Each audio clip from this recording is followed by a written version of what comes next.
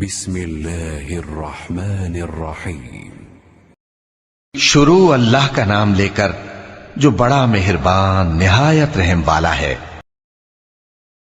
حضور اکرم صلی اللہ علیہ وآلہ وسلم نے ارشاد فرمایا کہ جب ایک بندہ مسلمان ہو جائے اور اس کا اسلام عمدہ ہو، یقین و خلوص کے ساتھ ہو، تو اللہ اس کے گناہ کو جو اس نے اس اسلام لانے سے پہلے کیا معاف فرما دیتا ہے، اور اب اس کے بعد کے لیے بدلہ شروع ہو جاتا ہے، یعنی ایک نیکی کے عوض 10 گناہ سے لے کر 700 گناہ تک ثواب، اور ایک برائی کا اسی برائی کے مطابق بدلہ دیا جاتا ہے، مگر یہ کہ اللہ تعالیٰ اس برائی سے بھی درگزر کرے اور اسے بھی معاف فرما دے، یہ بھی اس کے لیے آسان ہے۔